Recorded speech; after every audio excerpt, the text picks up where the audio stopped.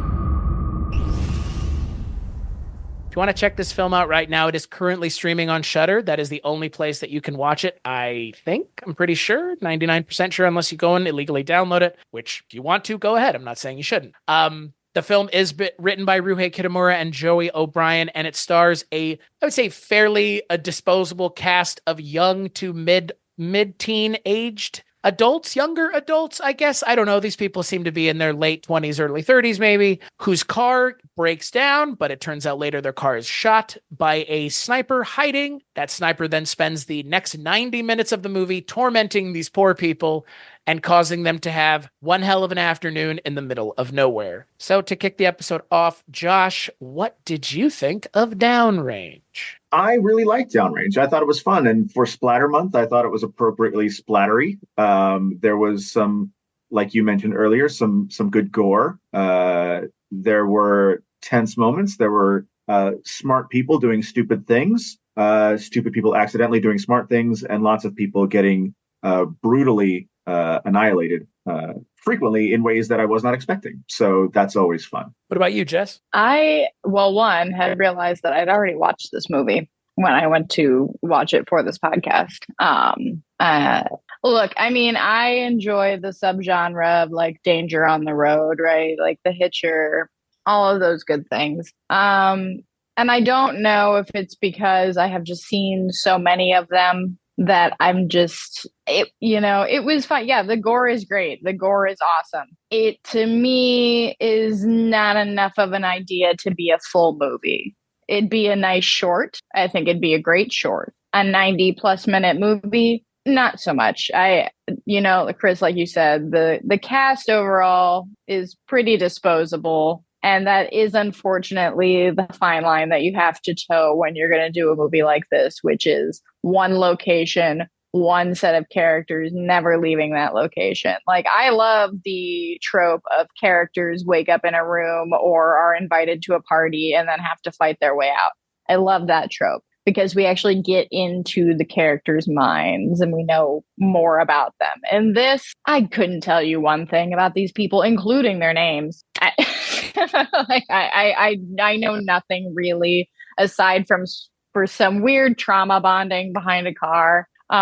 So it was a good time to watch people's heads explode, but I think I'm past enjoying that just to enjoy that in my movie watching career. So I had never seen it before, but to Josh's point, I think it's a very good entry into the subgenre of splatter, because if you're here for realistic gore and some well done gore, including an interesting homage to Texas Chainsaw with the first murder in the film, or the first death in the film that we see. And again, like it's all very well done. I also kind of fall into the same camp of, it's fun, but I think the third act of the movie kind of struggles in a way that's really hard to describe, because all of a sudden we have new characters show up who act really stupid, like in a way that is like, again, I'm not saying that our heroes aren't acting stupid, but like you mentioned, Josh, good, smart people doing stupid things and stupid people doing wildly idiotic things that are,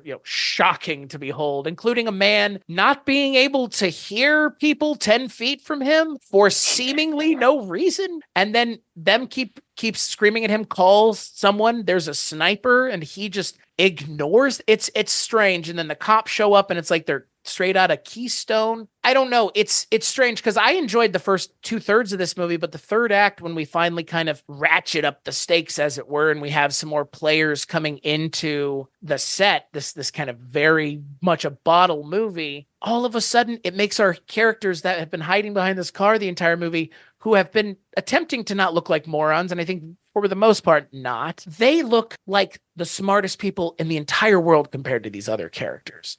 And that's, again, when the third act is necessitated on new blood being put into the machine for us to have higher stakes, the stakes never really get there.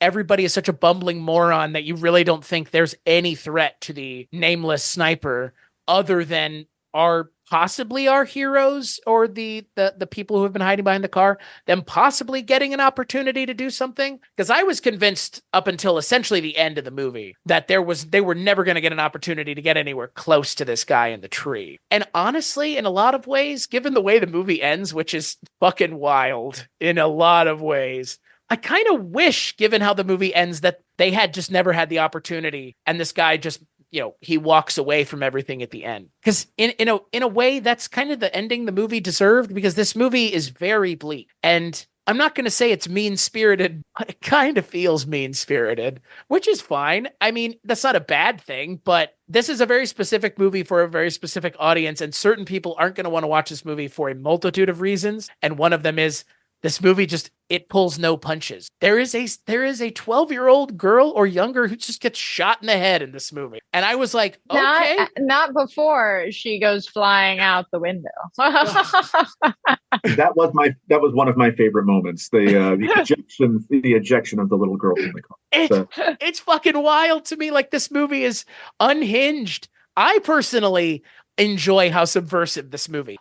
But I completely understand how somebody who watches this movie is going to be like, man, this is a real downer of a movie. But for me, again, I enjoy this movie. There's parts of this movie that it's just hard to wrap my head around, some of these characters being that dumb. But I enjoy how fucked up this movie is, because it really puts its characters through the ringer, like all the way, to the point where, again, the ending of the movie is just, I wouldn't say I rolled my eyes, but it reminded me a lot of No One Gets Out Alive, where it's like, oh, that's how this movie's ending? Okay. And just to be clear, I agree with every single one of Jess's criticisms, but I still enjoyed it. It would probably play better as a short film. There are a lot of things that they said that really made sense to me, but still, like, it does some things that you aren't expecting it to do, which at this point in the sort of life cycle of these type of films, you would expect that you've seen pretty much everything, but this one goes some places that you don't really see coming. And that's the thing. I totally agree with you on that. It is unlike any other, like, the only other thing I've seen like it specifically is Phone Booth, in terms of, like, you have one character taunting this group of people, but again, like, the stakes here I think are even more elevated than Phone Booth, and I love Phone Booth. It's a movie I saw at the right time, and I mean, Colin Farrell's great in it, and Kiefer Sutherland plays that role that he's being asked to do perfectly. This is it. It reminded me of this. It's like, what if Phone Booth had some higher stakes? But at the same time, I wish I cared about the character a little bit more. But again, like, I also understand, once again, these people are here to die. And so it's not really the director's intention to not give us anything. Like, he doesn't give us anything about these characters for the most part intentionally. That's his intent, is to just, some of the characters have to just die immediately. And then the other ones, I wish I cared more when they died, but I understand why he doesn't want to do that. Well, was this a writer-director situation? Yeah. Okay. Co-writer. Yeah. Writer and he directed and co-wrote. Well, and the film does that even so much as to create distance between the characters within the film, because this is kind of like a Craigslist carpool situation. Right. Nobody knows each other. Yeah, where they only there's like one couple, but no one else really knows each other in the car. And so even the people in the movie don't know the people in the movie. Right. Which is why I think that is such, like, a missed opportunity. Because, look, like, yeah, it's a 90 minute-ish movie. Yeah, somewhere there. And yeah, we have this, like, kind of perfect setup to get to know these people, right? Like, they're not buddies who are on, a cross-country road trip to go visit someone's dead grandpa, like in Texas Chainsaw. They're not, a family like in Dead End. They're strangers for the most part, aside from this couple. Ample opportunity to, like, really lay in some character details. And I think, like, I get that that's not the point, and that's kind of like where I agree. It is a fun movie, and it is a great introductory for people who are, like, just getting into, like, splattery, crazy gory cinema. Great, awesome. But I am 34 and I have been watching this since I was, like, 16, and I'm just like I said, I'm in my, like, character development era or something. Like, I'm just getting bored. Like, okay, sure, maybe the cop stuff at the end was kind of like what I was not expecting to happen. But even still, that's not that far out of the norm. There's always these situations where you're trapped in a house or abandoned property or on the road or something where you think, like, oh, there's the cops. They're going to come save me. Here we go. They always get killed in some capacity. So, like, I don't know, like, aside from the family who just happens to be driving down the road and has what I think is the most hilarious sequence in the movie of crashing a car, because that's not, there we go. I wasn't expecting a gigantic car crash with explosions in this movie, but that's not enough. Like, that wasn't enough for me to be like, okay, that's different enough. That's something new enough for my personal enjoyment. But again, I'm also, like, of the camp, like, this movie's not necessarily for me. Like Chris said, it's for a very specific group of people. I think it's for two very specific groups of people. I think it's for introductory, like, okay, I'm just getting into horror. I want to give me some crazy stuff. I just want to watch people die. Awesome. Or it's just for, like, the hardcore fans who just really like this part of the subgenre. Like, that's just their thing. They like all of this stuff. That's great. I have mine though. I have my own versions of that. I like asylum stuff. That's tropey as shit. Like we all have our subgenres that we cling to. And I think overall, when I think about like Danger on the Road type movies, they aren't ones that I've always like typically gravitated to. I enjoy them, but I do find them, like I said, kind of repetitive. I would like there's the real life version of like this whole conspiracy theory that there's this interconnected system of serial killers via truck drivers, right? That they all like communicate over CBs and commit these terrible crimes because it's easy to get away with. That I would like to see in my road movies more. And we get like the touch of serial killers here and there, but it's always very just the one-off. Like it's Rutger Hauer on the street, on the road. It's, though I hate to reference this movie, it's The Creep on, from Jeepers Creepers. It's all of these different various things. It's really unfortunate to have to caveat Jeepers Creepers anytime we talk about it. It really sucks because that's just... It is. It's one of my favorite horror movies. That is one of my favorite road horror movies. And I really am just... Yeah, it's unfortunate.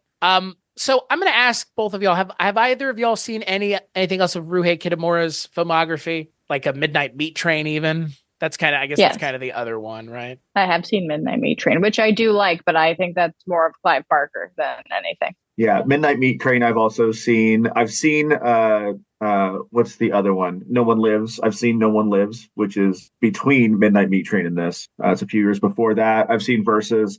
I'd seen a few of his Japanese films from 20 years ago. Yeah, I mean, I'm looking at his filmography, and he's made a lot, and I've seen a little. I would say I've seen 4 or 5 of his features, and that's the thing. I mean, with what I've seen of his movies, he really has, again, like even with the gore in something like Versus and the way it's done there, because again, I mean, that's a splatter film, and as much as this is, it's funny how. In that movie and in, the episode we did, my complaint was that movie's all over the place in terms of what it's trying to achieve. I mean, it's like insane how much stuff they kind of cram into that movie and it still more or less works. And then to your point, Jess, like to then pivot to something like this, which is literally like one sentence on a page, effectively. Like you can get the entire idea of this movie on. Yeah, this movie is the log line, which is the kind of the ultimate point of a log line. But that's supposed to be the general idea. There should be more meat to the rest of the story, and I think it is important to note that like English is not the first language. Like he didn't start filmmaking with English speaking films. So I mean, there's something to say about that too, and the just type again, also just the type of movie that he was kind of looking to make. Like no fault if you're not really that invested in the characters and you do just want to make this movie about these people who are stuck on the side of the road and get picked off by sniper. Okay, that's fine. But I think there's, it's always kind of a missed opportunity when you have these kind of bottled movies that are entirely character driven. Like that is your whole thing you got going on there because nothing else is happening other than this one form of action that is causing all of the characters to react. And nothing of what they say really moves the plot forward because there really is no plot. It's just wait till the end to see if he kills everybody or if he gets killed. Yeah, it is a movie of reaction. It's not a movie of being proactive. And the other co-writer, the co-writer, Joey O'Brien, if you don't know his work, like he has specialized over the years. I know Joey.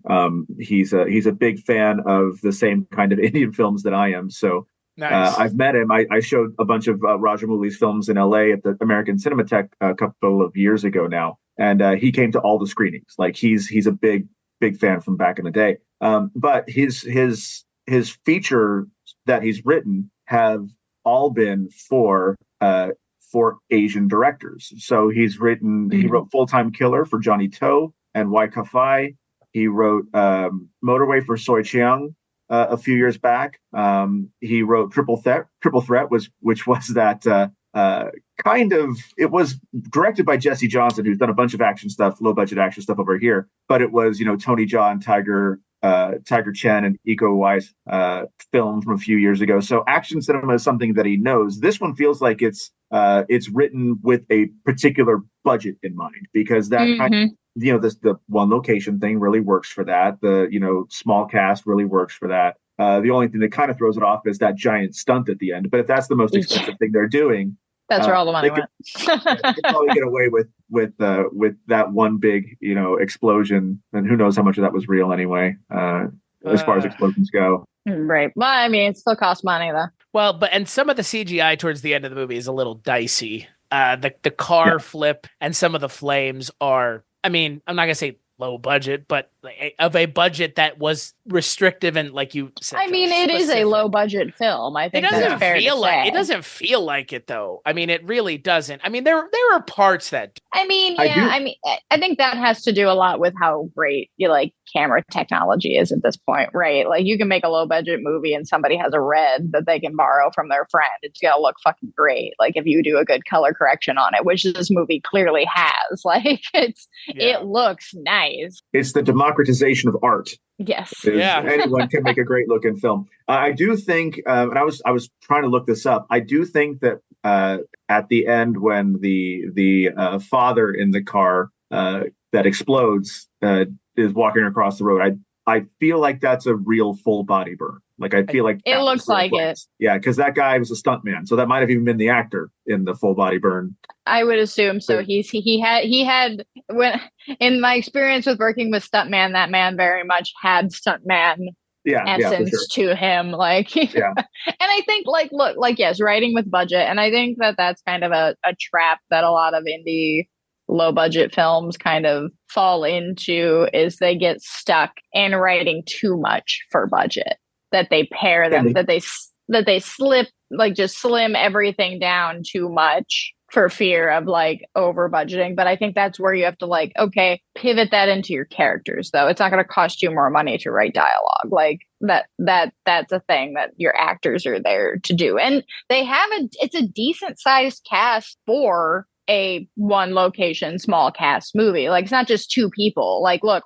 My other trope that I enjoy are, people trapped in the water or on island facing sharks or crocodiles. And those are max 1 to 2 people most of the time.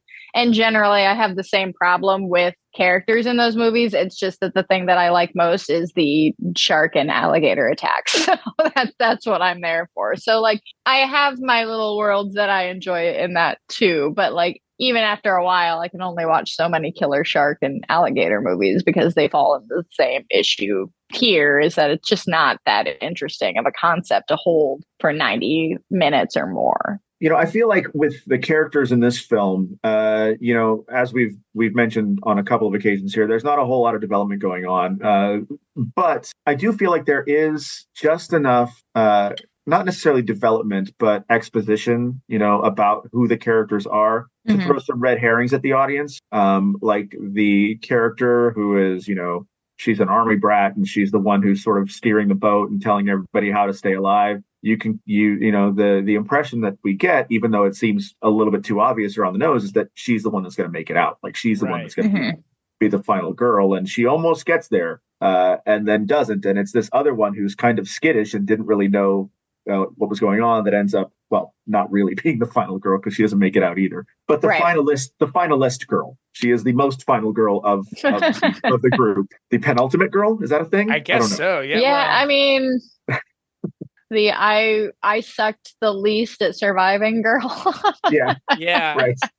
Well, and that's the thing about the movie, and with having that fake out, which reminded me a lot of Feast. When you have the same thing happen in Feast, where you have the one character acting all badass, and I believe he's like a soldier or ex-military, that creature just grabs him and kills him, right? See, and that's a great vehicle for that type of movie too, because you get those stats, right, for each character, and that makes it fun. That makes it, and I think, like Chris, you were saying, it's kind of a down, it's a downer of a movie. And, I think that's fully intentional. It's not, it doesn't want to have any kind of goofy, I don't know, splat. When I think of splatter movie, I usually think of something that's got some kind of levity in there too. If I think slasher movie, not always levity. This I don't know because, like, Josh, you were saying the co-writer wrote a lot of action movies, and that I can see. Like, I did not know that previously, and that definitely makes a lot of sense, and that I see translating on the screen a lot, especially with the end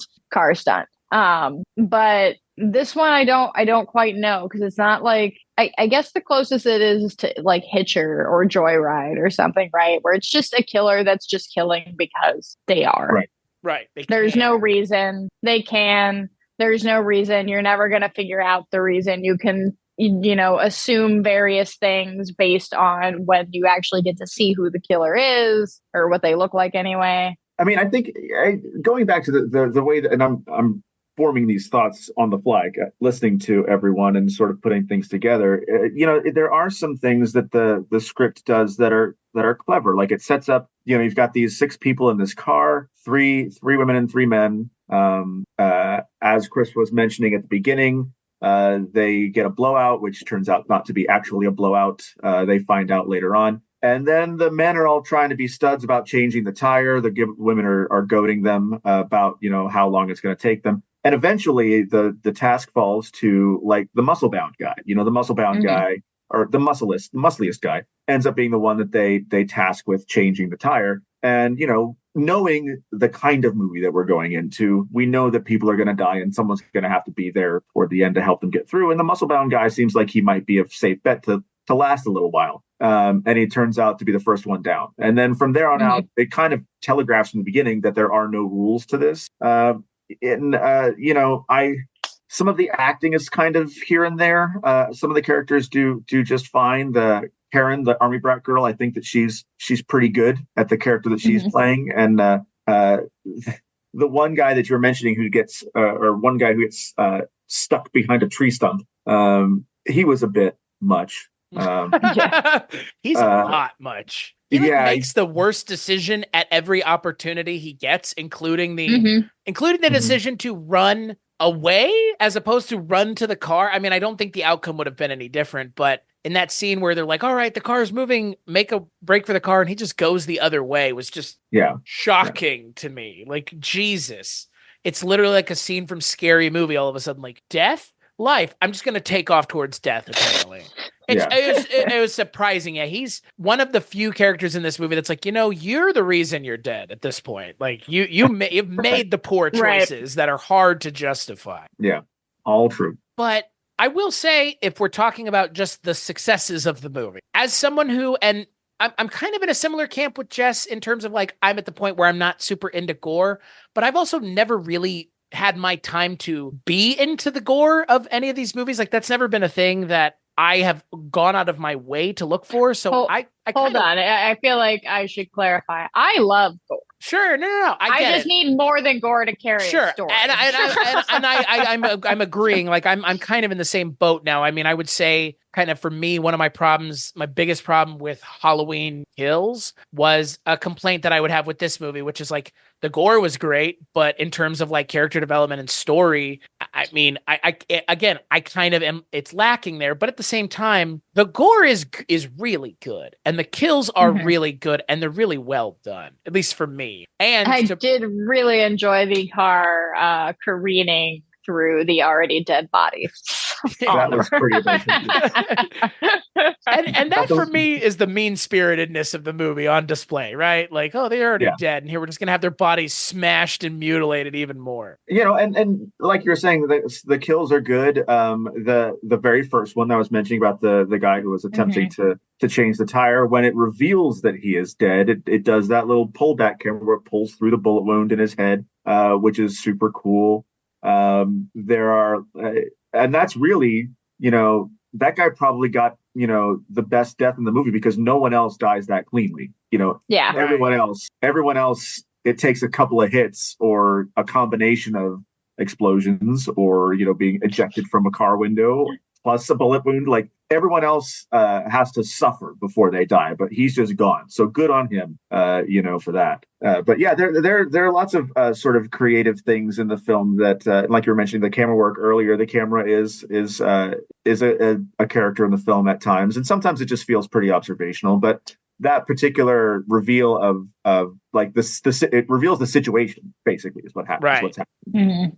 And it is also pretty clever that it's revealed that he's dead after he's dead. And so there's this conceit through the first 30 minutes of the film that there are people dying, but there are no gunshots because, it's later revealed that Army Brat can tell what all the guns sound like and can tell how old they are from the gunshots. Great, cool. Right. But he's been using a silencer, and that's why these people are just sort of like falling out of nowhere. It takes them a while to figure out what's going on. And that's the other thing I think that you kind of touched on, Josh, is the thing that Ryuhei Kitamura now I've seen in a lot of his movies is this camera work and a lot of this like really interesting frenetic camera work, but not frenetic in the way that like a Transformers is, where everybody is kind of having a hard time keeping track of what's going on. He's cutting away to things very quickly in a way that, again, like he has an eye for this that I really appreciate, as much as that the movie does lack in certain areas in terms of it feeling like a fast-paced movie where, like you mentioned, the camera in a lot of ways is its own character.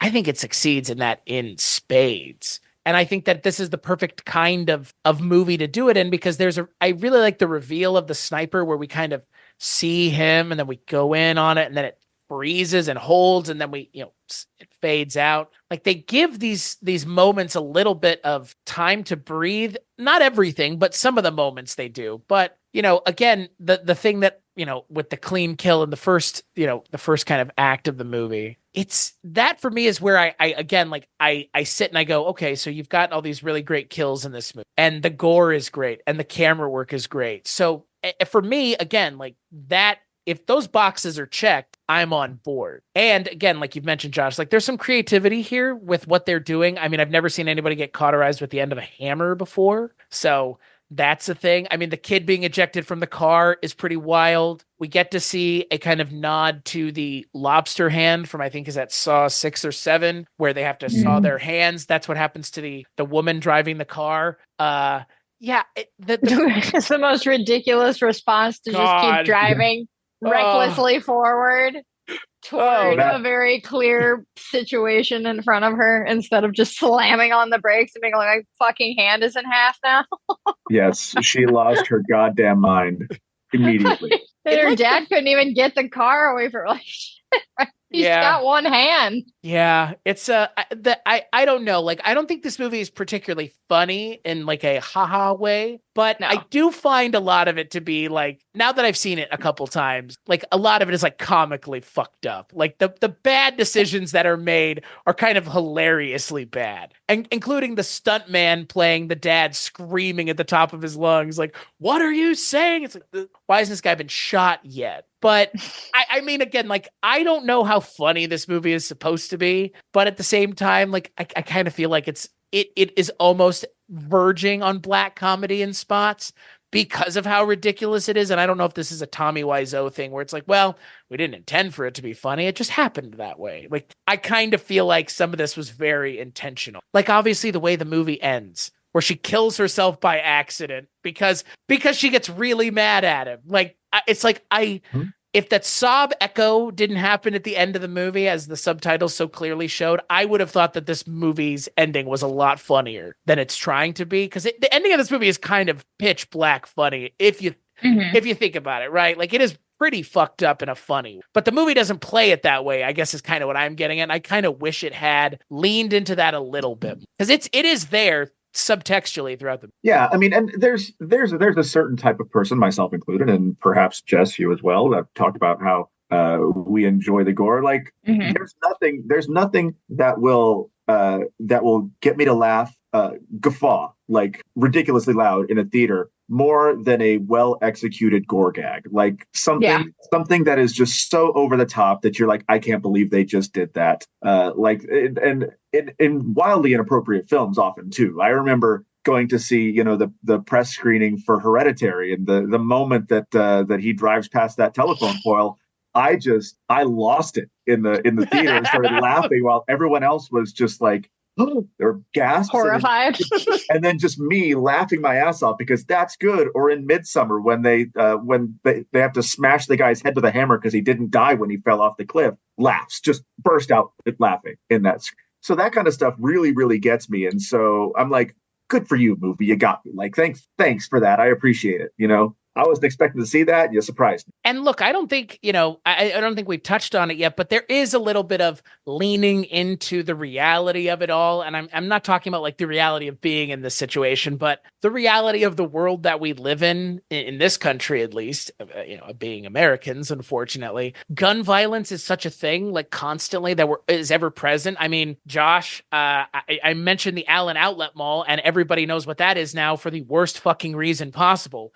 It just used to be an outlet mall 10 minutes from where my parents live, like that I've been to a million times. The shooter for that lives like 2 miles from my house. So, it's a lot of those things and I'm a school teacher. And so every time there's something going on, like my school has been on lockdown at least once a year for the last few years because of whether, real or imagined or threats or whatever. So yeah, gun violence is definitely a thing that we live with in ways that I don't know about you. I'm older than both of you, but I never expected this. I had just graduated from high school. I was out of high school for about a year and a half when Columbine happened. So that felt like a new phenomenon. I mean, people had been shot in schools before that. It's not like a completely new, but like on that scale, that was new. Like that had never happened before. And so, I graduated in 97, that was in 99. And I thought like maybe I'd cleared that bar. And then of course I took a job teaching, I've been in high schools for 12 years and kind of, every time the news pops up, I get texts from my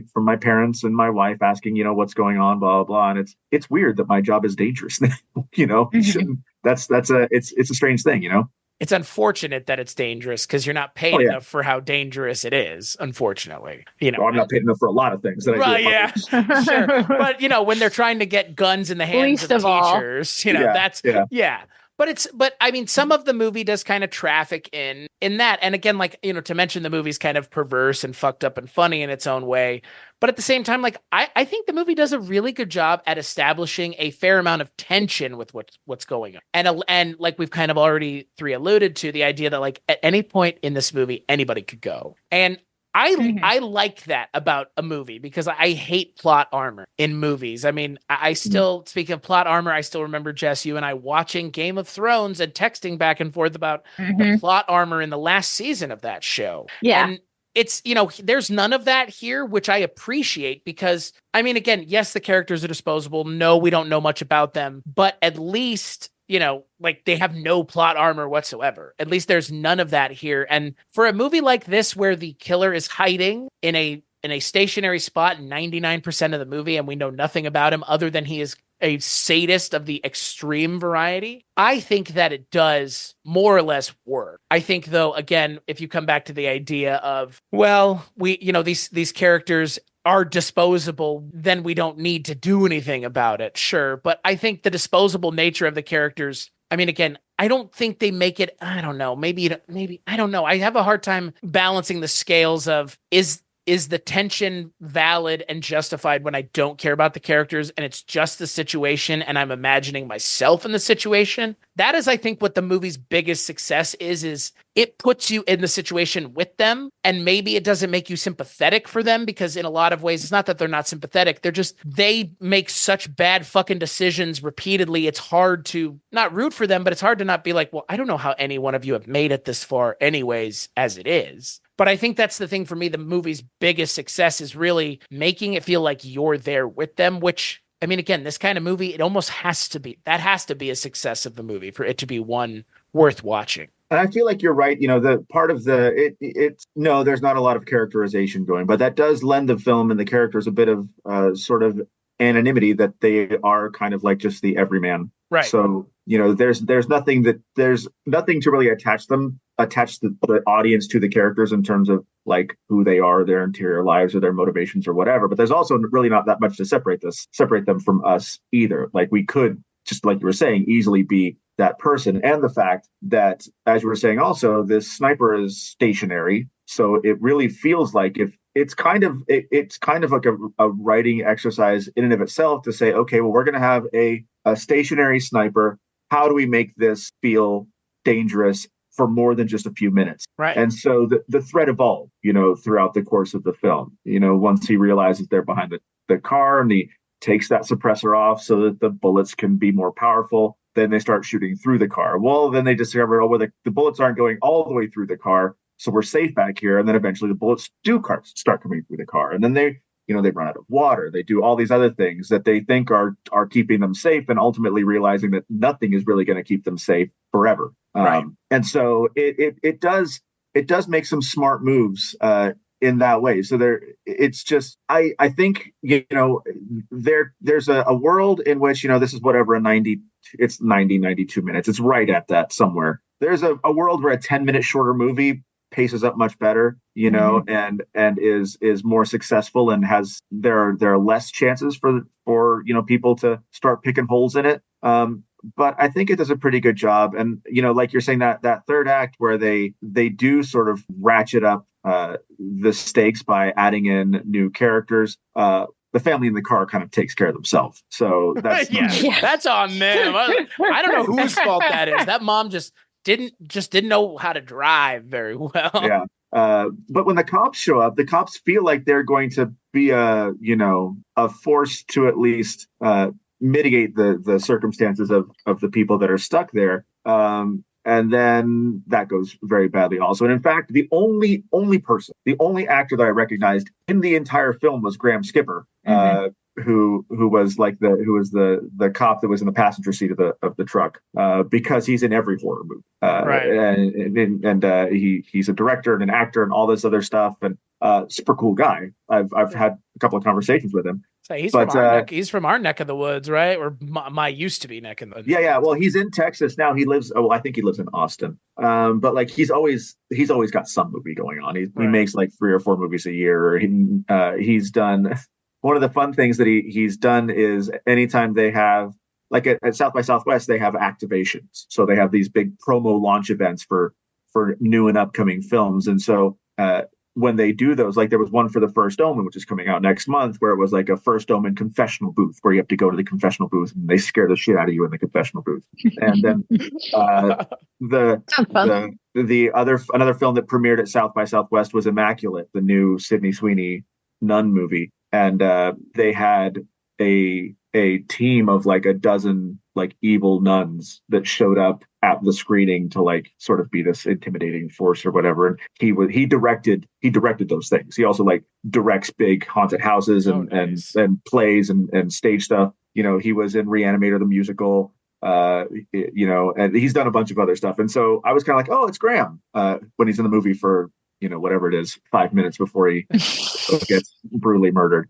But so it's the only person that I really recognized was this one guy who's just in everything. But I tried to look up the other actors, and like nothing rang a bell to me for when I looked through some of the other IMDb listings for any of the other performers in the film. They all kind of looked like somebody, but they weren't exactly the person. They were like celebrity doubles. They're like just a little off. Timu. We have these at home. Yeah. Timu actors. The Wish version of all these actors. Yeah. Well, and I mean, yeah, that's the thing. I mean, in a lot of ways, the funniest part about this movie, even though the characterization is not great, all the characters have some really weird dialogue. And the further you get into the movie with the new characters that are introduced, their dialogue, especially the mom and the dad, calling each other mommy and daddy, wake up, daddy, wake up. It's just so, I don't know. It's bizarre. But again, like it's funny. And like you said, Josh, they kind of end up being their own worst enemy. But the cops feel like the cops had to be so worthless because, again, like we've mentioned, it's a stationary position. So the cops shouldn't have any problem. Like we have 2 guys with sniper rifles sitting there that both do nothing other than one falls out of the car and gets shot by the sniper, and then the other one just dies in the bed of the truck. I'm surprised that they brought characters like that into the movie because you would think it wouldn't work. And I'm not saying it does work, but I don't think this is the wrong way to do it. I just think the movie didn't make it clear that these guys aren't bumbling morons. I'm not saying they had to be bumbling morons, but these guys are, and it's kind of ridiculous how bad of cops they are, especially given that they're supposed to be sharpshooters, or they're just the two dudes who walked into the weapon room at the police station and got the sniper rifles. I mean, these cops are as inept as the cops in The Hitcher. The cops in the helicopter in The Hitcher, they get blown out of the sky by Rutger Hauer. It's like, these are the same people. It's like the same police the Keystone force. Cops. Yeah, it really is. I mean, again, like there's a way to do that for it to be kind of actually ratcheting up the tension, but it ratchets up the stakes more than anything else. But I don't think it ratchets up the stakes for our characters, because by halfway through the second act of the movie, I was like, there's no way anybody gets out of this alive. There's literally, unless there's some fucking magical thing that happens at the end of the movie, there's no way. The movie didn't prove me wrong, but again, like they can't get past the tension. They just have to ratchet up the stakes by having new cars come in. So yeah. Go ahead. To your previous point, Chris, about plot armor, I would argue that plot armor doesn't exist in movies like this. Like most road movies, your characters kind of all end up dead or like severely fucked up irrevocable. Yeah, exactly. Like they're in these types of movies, I don't think like plot armor exists in such a way that like they do in like a slasher movie, where you very much know who usually the final girl is going to be, or in any other type of horror movie, like say a supernatural horror movie about a family, like the kid's probably going to be fine at the end, like whatever fine is, but fine at the end, like. But I think generally, though, with Keystone Cops, at least like from the the references I immediately think of examples of Keystone Cops is like a character trope, are generally arriving to provide some levity in a very weird, gross situation. I mean, think about even Last House on the Left has moments where we go over with these cops. Or is it Last House, or is it I Spit on Your Grave, where it's the weird cutaways to the cops and this like goofy music, like joyful music, while they're just fumbling. I can't remember which one, but either way, Last House, not a funny movie, not even a little bit, not even if you're really trying really hard to make it a funny movie, not a funny movie. But it has these weird scenes of these Keystone Cops that are just fucking up, trying to find this poor girl who's been kidnapped. And for those of you who don't know what it is, and trigger warning, it is a rape revenge movie. So not a fun time we're having here. And then we just cut away to these like doofy little cops in their cop car, like smacking each other and having a good little time. So most of and even what's it called? The one about Texarkana. Oh, The Town That Dreaded Sundown. Yeah, The Town That Dreaded Sundown. That has a bunch of little weird Keystone Cop movies. Also not a movie that's like particularly funny or should be particularly funny. So yeah, I just think it's interesting because I do feel like these cop characters in this movie are supposed to be that. I think Graham Skipper being one of them kind of makes it feel even more like they're supposed to be Keystone Cops, because he's the one person that you recognize, and he's typically kind of a goofy guy. So, but it doesn't go for it all the way in that respect. So they just kind of end up being like, why are you here for 5 minutes? I mean, it does. The only thing that it really does is it kind of underlines the nihilism of the film. The nihilism of the shooter is that he doesn't give a shit who's there. Right. He's just out there doing his thing. It could be a cop, it could be the Pope, it could be a 12-year-old girl. That's what he had, penciled on his calendar for Saturday, was perch in a tree and shoot everyone he sees. Right. And to go to a movie that is beloved like Scream and talk about, that movie going as far as to say, there is no motive. The lack of motive is the scary part. I mean, that is what, again, that for me is the movie's success is making this feel real, which it feels real in the sense that, like, again, like we mentioned with the real life things, people are killed with wanton abandon all the time by people like this. And it is unfortunate that it happens a lot in our country and that we have not done anything about it. But it's the lack of remorse that is scary. It's the lack of any sort of like soul or anything that makes it truly scary. And I think that is a success here. The character of the sniper, I think, is a very successful idea.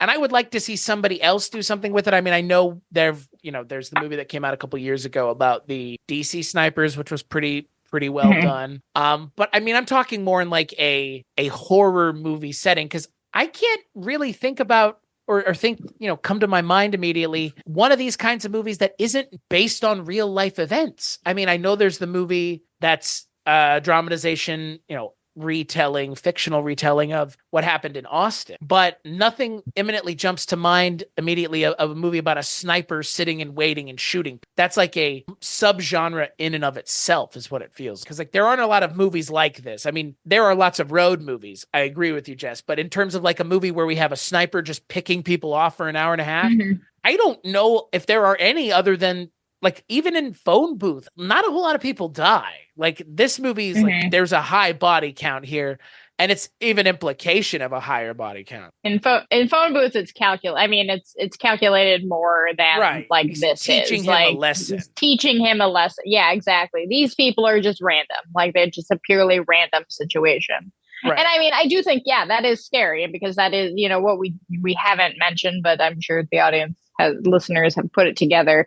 Where they are stranded is a wide open desert area. So there's no running behind trees or anything to like shield yourself. So you don't know, like you can't outrun that type of, weapon, right? Like you don't know what direction, and he can easily pivot his direction no matter where you're going, because he, for what we know, is probably some sort of like ex-Navy SEAL or something like this, with like heavily alluded to super, high profile military type killer. Like that seems what this person is supposed to be.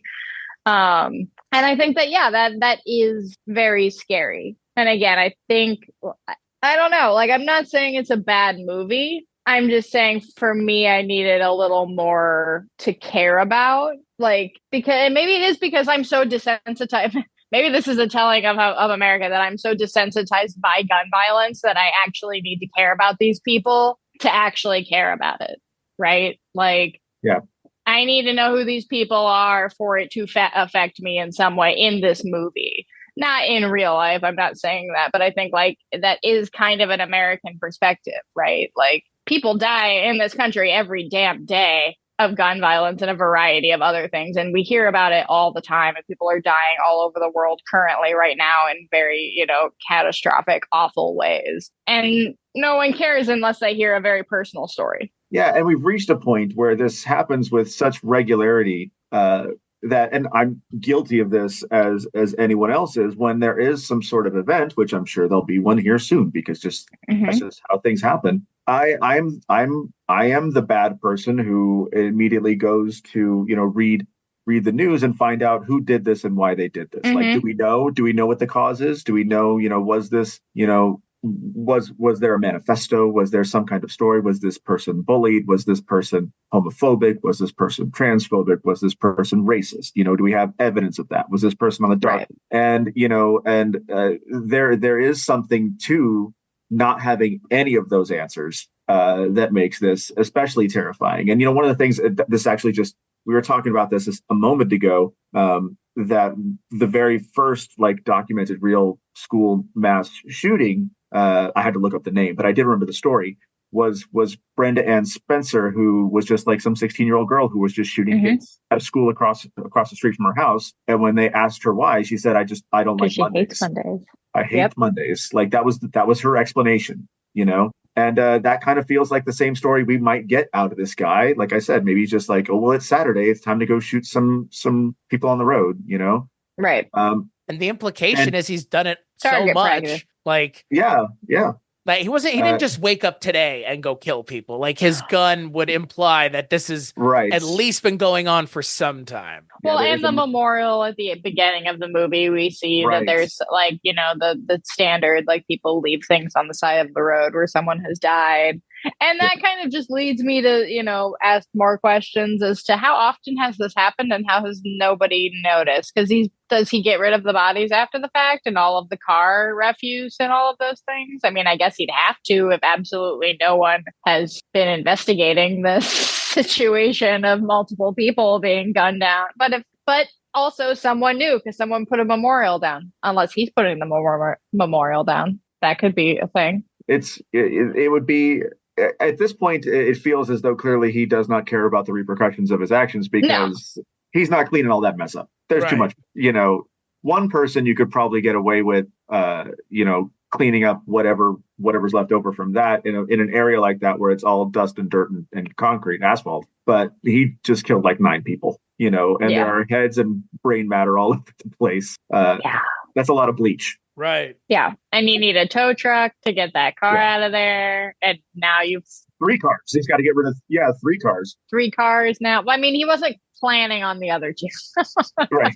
Well, and see, that's the funny thing about kind of, again, this sniper character. It does feel like these 4 people, regardless of how we look at it, because again, yes, everyone in the movie that we see dies, period. Point. Nobody lived. It does, again, like through the entire film, every action that they take does lead to the sniper finally meeting his end. Like, again, through the way we see the movie, if they had done something differently and they'd written it differently, sure. But these 4 people or 6 people or 9 people end up being this one guy's undoing, but that's a lot. I mean, that's a lot to get to that point, to be able to have the guy hanging upside down from the tree and then having his head caved in. So, I mean, in terms of like, I think if anything, any of the majority of the characterization in this movie is probably given to the sniper, if anything else, just by the way he does what he does and the way he treats the people in this movie. Because again, like we kind of mentioned, the first guy is the only one who really is lucky. Everybody else dies in some fucking horrifying ways. And the one guy, the guy who's hiding behind the stump, he gets shot how many fucking times? Like 6 or 7 times, to the point where he just dies because he runs out of blood. Which, I mean, again, like in this, it's like that's the worst way to go, except for the other person who is alive until she gets her head blown off after she's shot through the eye. It's like all of these are terrible. So, but again, like I think for me, like that just leads me to feel even more disgust towards the sniper character. But that's the characterization is really, this is the killer's move, right? Like, well, I mean, we didn't mention that the guy that you're mentioning who gets it the worst is also our only POC in the entire movie. This is very true. And he's also very whiny. And it also, that characterization. And he's, again, a member of a more or less anonymous group or group of people who are strangers, and is left out of or feels left out of the conversation. Oh yeah. They left him across the road real fast. Yeah. They're like, oh no, sorry. You can't hang out with us behind the car. And then when he does, it takes a long time for him to die, as you mentioned. And one of the cruelest moments in the film is, for me, was when they toss him a bottle of water and he starts to drink the water. Oh, they toss it so far away. And he gets it, and then he starts to drink it, and the shooter shoots the bottle of water out of his hand. So just like underlining, there will be no relief from this pain. There'll be no relief from what you're going through. The cruelty is the point, as the people say these days. Yeah, because he proved with the first kill and with his, he's a sniper. He could easily kill them all in a matter of like seconds. Yeah. And be done with it. But that's not the point. And that is, a terrifying thought. Right. Yeah. That is, I think, for me, like the ultimate success of the movie is just allowing me as the viewer to feel like I'm there with them, and watching as this group utterly is, just picked apart and destroyed by this, again, sadist of a human being. But at the same time, like, we don't get to see these kinds of movies very often told from the killer's perspective effectively. Like, and again, I'm not saying we needed to be over his shoulder the entire movie, but whenever they stand up or move, we are anticipating he's going to do something. And for the most part, he does every time. The times he doesn't are the times that feel more pointed than anything else. Like when he lets the guy walk and fix his girlfriend's thing and put it over her head. Like, he lets him do that, and then he murders him, obviously. But again, it's those weird moments that the killer lets them have that feel more pointed because again, like everyone's mentioned, this guy, he's not killing you on purpose. He's making you suffer intention, like you said, Josh. And that's, again, it's hard to swallow that, but that's like, it's a brutal movie for a reason. I mean, and there's actually, this is somewhat of a tangent, but there is a film that just played at Sundance, which does kind of do the thing that you're talking about. Ironically enough, it was executive produced by Peter Kaplowski, who I mentioned earlier is the programmer of Midnight Madness at TIFF, called In a Violent Nature. That is like a slasher from the slasher's point of view, but it's not like a faux documentary type, like Leslie Vernon, the Leslie Vernon film or something like that. Apparently, it's more just like following the killer as the killer does killer stuff. And so like people Maniac, have said that, or like Henry. Yeah, something like that. But it's from what I understand, it's more of like a Jason type killer, like not a particular, like a nonverbal type. This is my understanding. I haven't seen the film yet, but it's supposed to be very good. And it also say the gorehounds out there will enjoy the fact that it's supposed to have some really good kills, some very unusual, fresh kills. So I'm looking forward to seeing that, honestly. I mean, for me, these are the kinds of movies that I think resonate with me more now at this point. Cause again, like I don't want to read about it in real life because it's too much of a fucking drag, but I'll watch the movie. I'll watch that movie about the killer. Cause at one point in my life, I really didn't like Henry Portrait of a Serial Killer. Now it's a movie that like, I'm not going to say I'm going to throw it on when my folks are in town to have a great time, but it's definitely a movie that like I have a much higher appreciation for now for a whole host of reasons that the first time I saw it, I did not appreciate at all. And this movie in a lot of ways has that same level of nihilism of like, just buckle up because there's nothing, you're not going to have a fun time with this the way you think you will. You'll have an interesting time with the characters, but this is not a fun movie in the way that like Henry's. No. It has that same mix of like just a lot of nihilism being thrown at you at once and the movie not pulling any punches and not holding back. Because Henry has the same thing, Maniac has the same thing, and this has the same thing. I'm like, to the end, there's no release valve. The end of the movie is literally the release valve. The movie ending is the release valve. Yeah, and I think that, if there's one thing that the film has its shortcomings, but one thing I think it does really well is it presents an atmosphere of anxiety. Like there's anxiety. The film is a very anxiety-ridden film. There's not a moment where you're not watching this and kind of wondering what's going to happen next because it is so unpredictable. And like that's fun. Like that keeps you riveted through the slower narrative moments, because it's only slow because they're lulling you. It's rope-a-dope, they're lulling you into a false sense of security that you might get through this, and then something horrible happens that you didn't see coming. Like you might have thought of 1,000 different variations of a way a particular moment might play out, and this movie tends to do the 1,001st thing in that list, including ignominiously killing off the character that is believed to be I would agree, like the army brat is almost what is assumed to be the main character, and I think she gets the most ignominious death of anybody. She just like literally, I was like, oh, she's just fucking dead. Oh, okay. Like that might be the most shocking moment in the entire movie for me, is just watching the character that we feel like is going to be the final girl just die. And it's just not even any attention's really given to it. Like, but I think also like I appreciate that because I think it further reinforces the movie's point, which is like anybody at any point can die. And that's the point. And you're not even going to have a moment to mourn them. The fact that some of the characters get that moment is not guaranteed. The killer is just doing it because he's just a piece of shit. Like that's really all it boils down to. But yeah, it's that moment where she dies and just gets headshotted while running was shot. I was shocked because again, like in a movie of things that are more or less shocking, like that was the most shocking moment, and it's not even gory or anything. She gets shot while running from behind effectively. Yeah, I totally agree. I did not see that coming. And when it happened, I kind of didn't believe that it happened, because at that point, then we're left with the one character who seems like the least likely to survive a film like this, Yeah. Not because, it's not, they're not typical slasher rules. She's not sleeping around. She's not doing a bunch of drugs. She's not anything.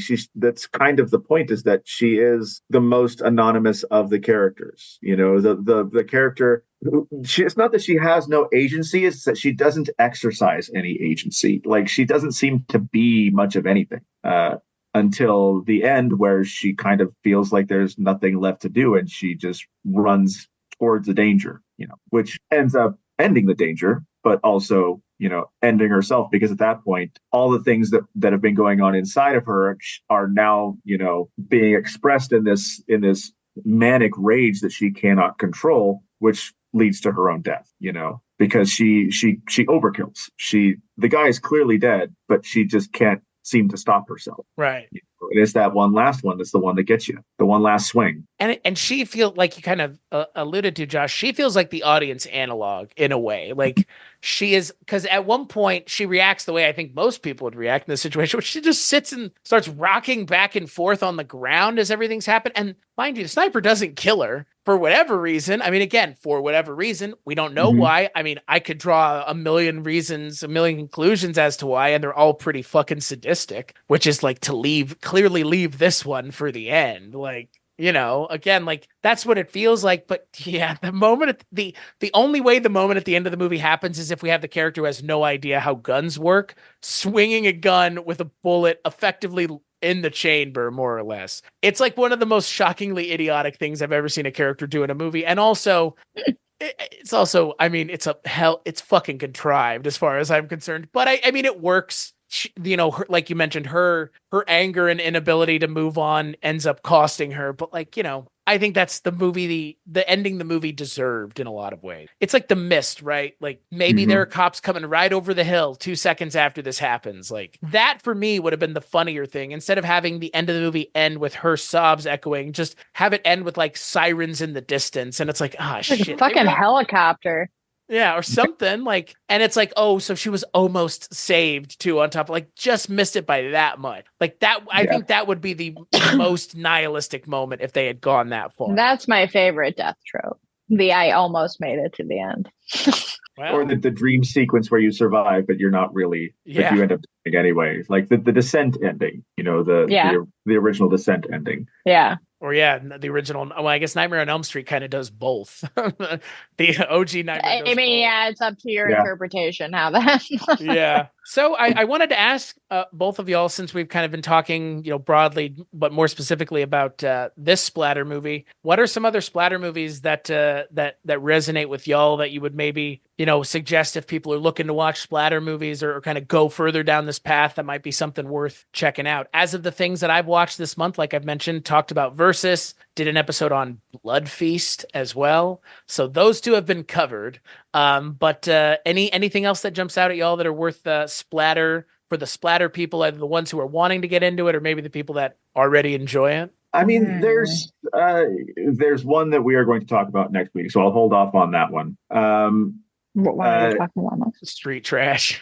Street Trash. Oh, The one. One of my favorite films.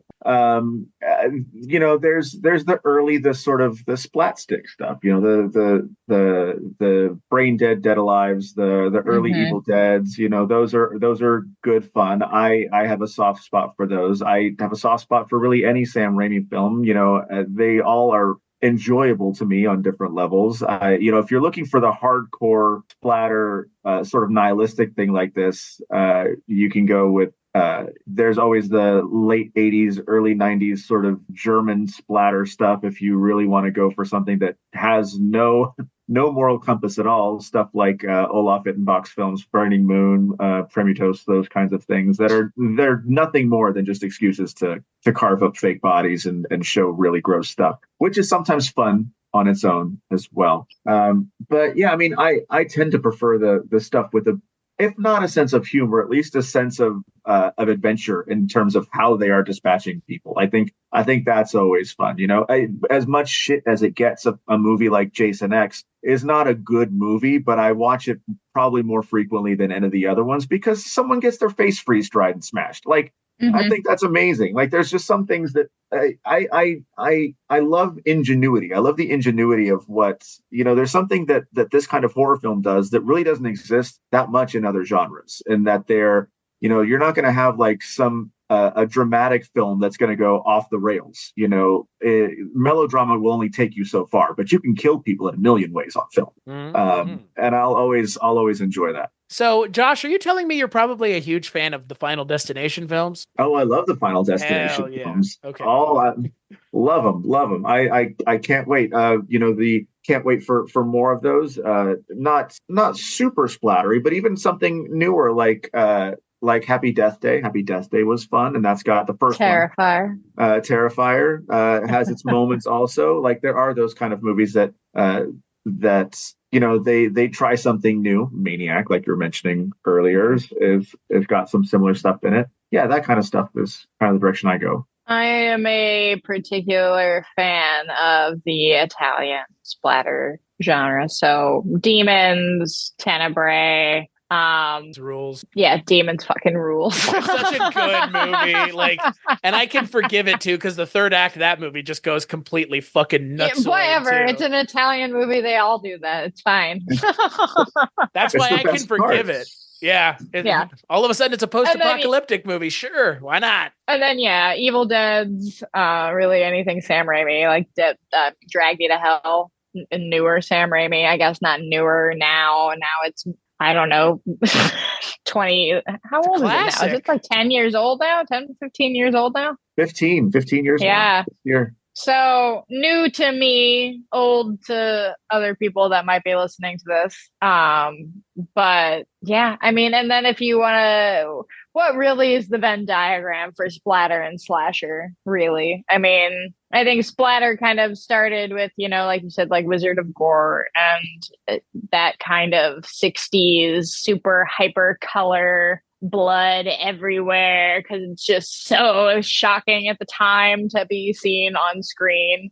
And all of that just led into slashers, which, that's, I do love slashers. I have a soft spot for that. And as tropey as the characters are, there's characterization. So you know what? It might be the same characterization over and over again, but it is there.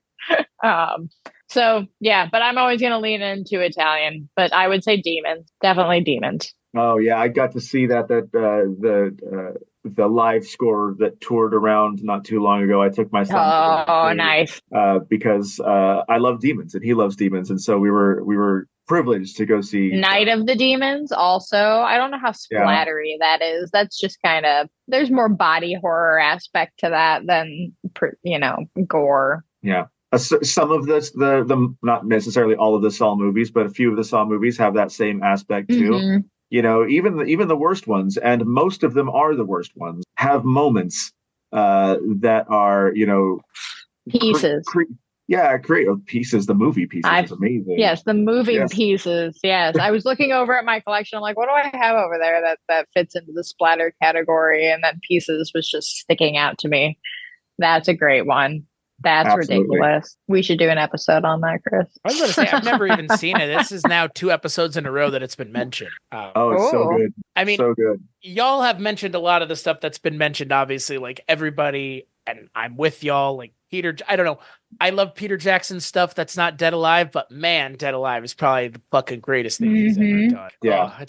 It's so good in a way that's like, it's so good for how low budget it is, but it's also so good because you can see how much of it is just Peter Jackson and how much like we're going to see of just what that is later in his career. And it's starting right there with like one of the wackiest, goriest, grossest movies. Again, like we talked a little bit about it last week, but like Dead Alive's also just like straight up one of the nastiest fucking movies ever made. There's some, speaking of creative shit, there's some stuff in that movie that's genuinely creative that nobody else has ever done. The term rebirthing comes to mind. I guess Men did about the second closest thing to Dead Alive, but yeah, I mean, all good ones. And like you said, Josh, we're talking about the one that I haven't mentioned yet because it's kind of, it was always the one that resonated with me, but I mean, I hope it's still good. Yeah, Street Trash was a revelation when I saw it, and I'm super excited that you're super excited to talk about it as well, because yeah, Street Trash is kind of super excited. I am not on that episode.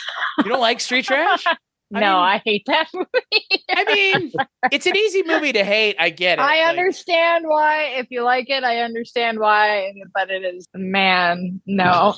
It's an easy movie to hate, but it's also for me, it was a movie that it was so easy to love it. In the first 20 minutes, I was there. I got it. So go ahead. It opened up some doors for me when I was younger. Like I mentioned, I started watching, started searching outside the lines, looking outside the box for movies when I was in my teenage years, like a lot of us do. And then it's just my teenage years were in the early '90s, and finding Street Trash on VHS. One of my best friends found it, and we watched it together. And like, I didn't know movies could do that. Can movies do this? Mhm. It feels illegal. Like, it feels wrong. Right.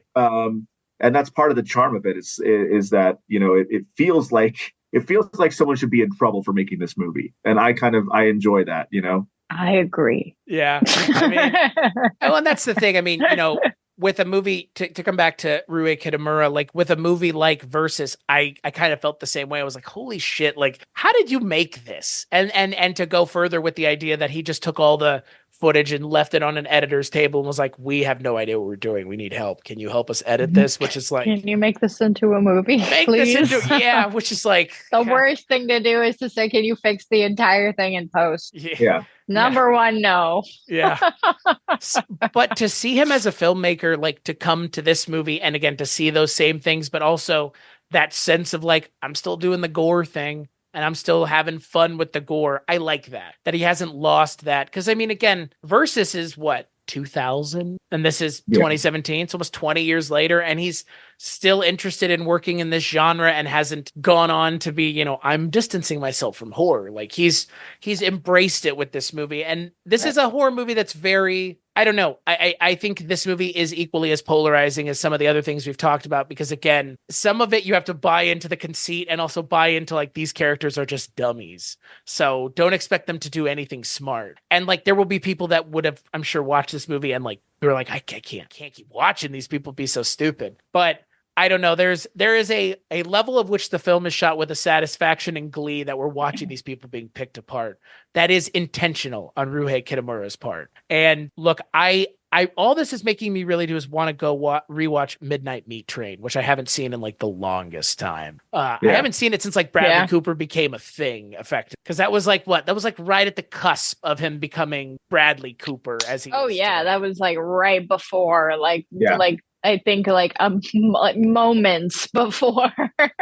Right? I think it came out the same year as The Hangover, even or 6 months before. It's like the same time. I think it was the same year. It's the Bradley Cooper of 1 year later would not have made Midnight Meat Train. No, not at all. But that's it. That's like a movie I really want to revisit because I have not seen it. But yeah, it came out in 2008, and I mean, The Hangover came out, I think, literally the same year, right? Yeah, 2009 came out. 2009. Yeah, it came out the next year. But yeah. Well, now that he's cashing those Marvel checks, why would you ever do anything weird and interesting and different? Just go put on a fake nose and be Leonard Bernstein. Yeah, Bradley Cooper's had a weird career. Given the first thing I saw him in, I treated Jess to us watching the Anthony Bourdain adaptation of his book, which Bradley Cooper was in on Fox for 13 episodes. So that was the first thing you saw him in? Yeah.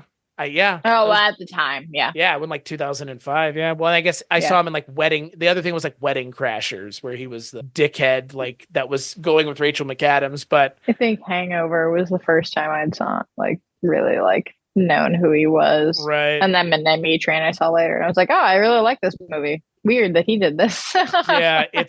Yeah, like you said, Josh, there's no way the post-Hangover Bradley Cooper touches Midnight Meat Train. Like in a lot of ways, it reminds me of like the things Robert Downey Jr. was doing right before Iron Man. Like it's like Jennifer Aniston and Leprechaun and then Friends. Like not touching that genre ever again. Yeah, boy, what a shame. Well, starting with you, Josh, and then Jess, final thoughts on Downrange. I really like the film. It's not a perfect film. It has, the seams do show with the budget level and some of the acting. I think could be stronger. But having had this conversation with you both, it's actually allowed me to sort of go through my thoughts more critically and appreciate some things that I maybe didn't appreciate as much the first time around. So yeah, I it's a thumbs up from me. Like I enjoy it, and if you're okay with a really mean movie, then this is a really mean movie. Yeah, I mean, I would agree. I think that it is this is good for somebody who hasn't seen too many of these types of movies, who's not as inundated with the slasher, just people trapped in a situation genre. I think the gore is great. I think, the acting is fine. I didn't think anything was particularly egregious for the type of movie it was. The stunt is great at the end. That's awesome. But for me, I don't need to watch it again. But I wouldn't say don't watch this movie at all. That's not what I'm saying. I think that it definitely is there to serve a purpose. It's definitely a good, usher in type of movie, because there always needs to be those movies for the newer generation. So I think I think this is a good one for that. Yeah, I would agree. If you're looking for a relatively slick, fast, lean movie for the most part, I mean, we've mentioned it's 90 minutes. Like, if this movie had been 2 hours, I don't think we would have enjoyed it as much, given the lack of certain things. Yeah. But I think maybe if it was 2 hours, we would have been complaining that maybe it wasn't done well enough, or there was too much of it, or who knows what. I mean, again, there's an alternate universe where this movie is 15, 20 minutes longer, and we're lamenting it not being 90 minutes. So I don't know, like Jess mentioned, and like you've said, Josh, like, this is a movie that I will probably check out again in the future. And this is a movie there are certain people I could show this movie to that probably get a good rise out of their reactions with some of the stuff that happens, particularly the first 20, 30 minutes of people just getting like shot with wanton abandon. But yeah, I mean, it's a good starter movie. It's gory enough. I know that plenty of the gore hounds out there probably saw this movie, were like, there's not enough. And I get it. Like, I could have had more even towards the end of the movie in terms of like the killer getting mutilated. I would have loved to see the killer really get it, but that's not what the movie's promising, and that's not what we get. But yeah, I enjoyed this movie. It was fun, and it kind of fits nicely into the other things I've seen this month, while also standing on its own as kind of a weird movie that, again, it's kind of on its own path in a lot of ways. It knows where it is in the scheme of things, but it's also very much its own thing. So yeah, on that note, we'll take a break, play some ads, and play a preview for The Next Culture.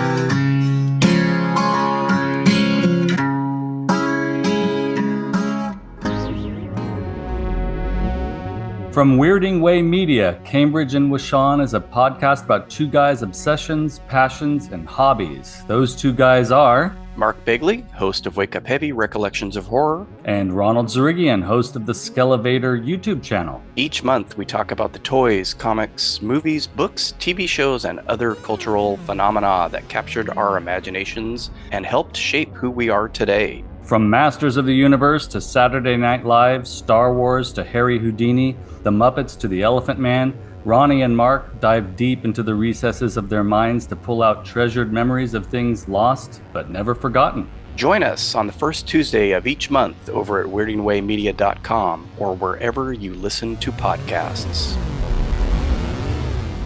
Join me, Jamie Benning, on the Filmumentaries podcast, particularly if you enjoy stories like designer Nilo Rodis Jamiro convincing George Lucas to push him around to help gain the support of his crew on the ailing Howard the Duck. Blam! The door opens, it's George. Everybody gasps.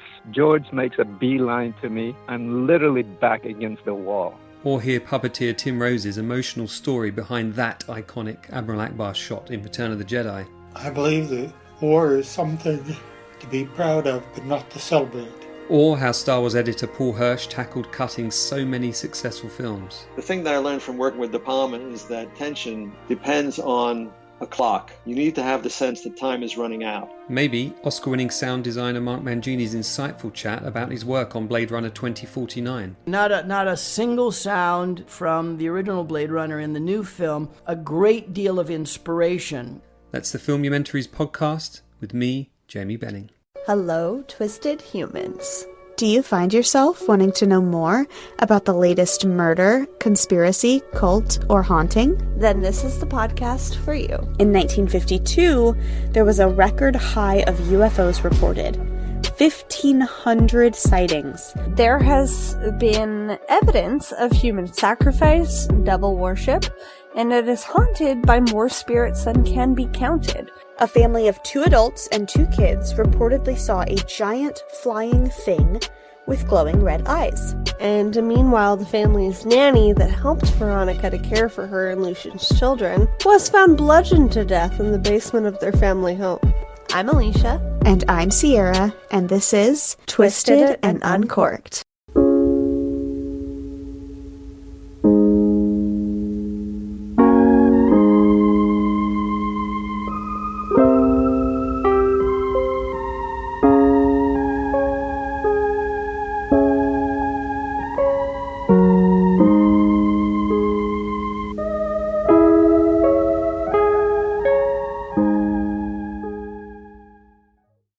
I don't need this. Are you tired of the same old routine? My wife, my busting your hump and getting nowhere?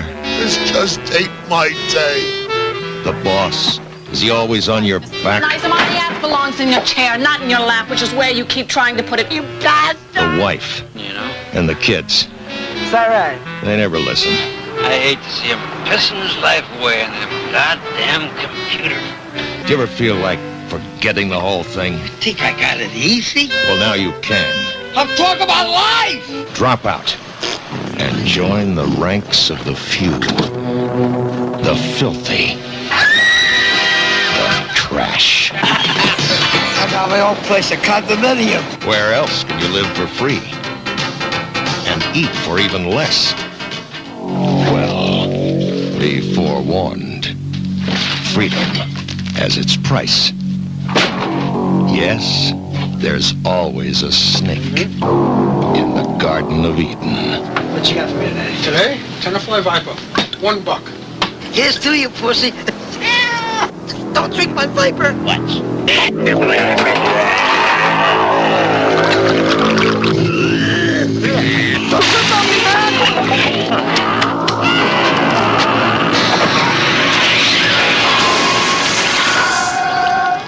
What's the matter? You can't hold your liquor, huh?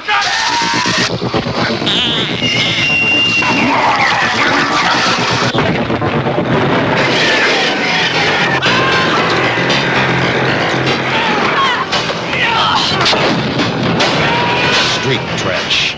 It's easy to find us. We're all over the place. Street trash.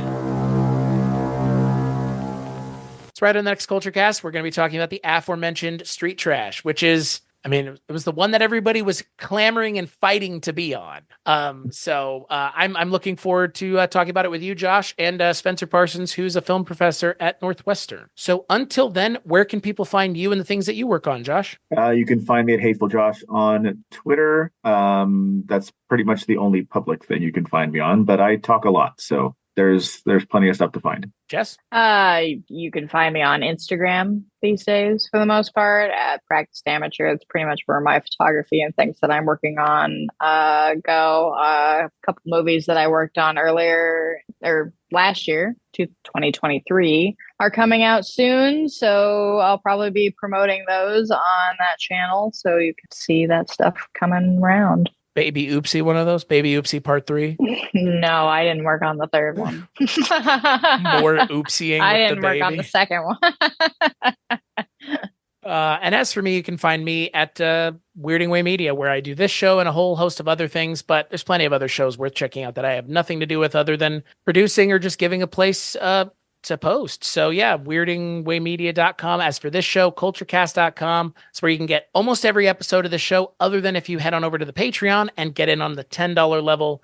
That's where you can find the only version of this show or these episodes that are for pay. We do a bonus episode every month. We do take requests. That's one of the Patreon levels. And also, if you're in at the $10 level, you get access to Rankin' on Bond, which is me, the Projection Booth's Mike White, and DC Titans, Mothman Prophecies, Richard Haddam, sitting down to talk James Bond once a month, which, you know, the world needs 3 more white guys talking about James Bond. At least one of us is gay. I'll let you figure out which one it is. It's me.